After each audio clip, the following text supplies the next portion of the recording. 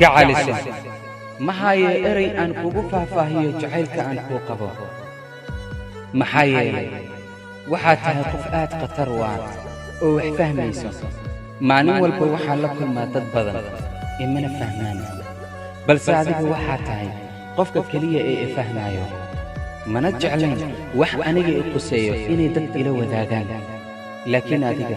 nafteyda ayaa raalli kaaga ah wax walba inaad ila wadaagto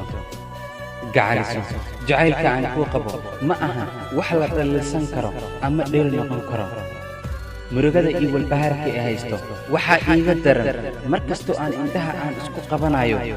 waxaa la hor keenaa sawirkaaga kadibna waan soo baraarugaa aad ayaan u xanuunsadaa indhahayga ilin ayaa soo istaagto waxaan ka baqayaa in nolosha aan cariiri ku dhammaysan doono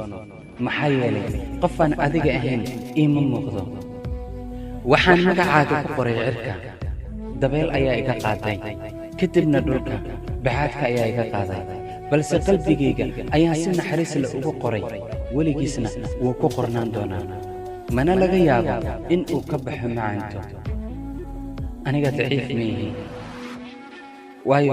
adiga ayaa xilgayga ah intaan adiga ku jecelahay waxaan ahay ruux awood leh mana jiro ruux i gelgeli karo oo dunidan ku nool gacaliso jacaylka indha ma lahan dhagana ha ku sheegin wax dembi ah ma lihi waayo qalbigayga anigoo ogeyn oo wax warar u hayn ayuu ku raacay runta ayaa waxay tahay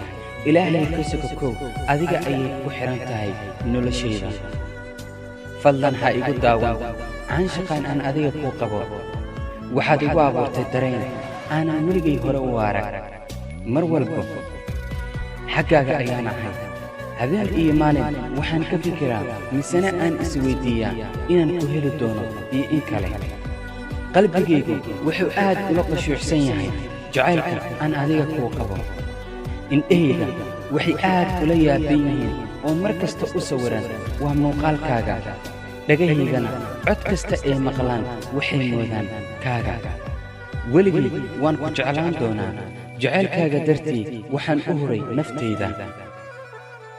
sidii aan adiga kugu raaligelin lahaa ama aan mar walba kugu qancin lahaa kafalabwankii jacaylkii ku qorayo soo dheemantaydi amba dhuuxumashu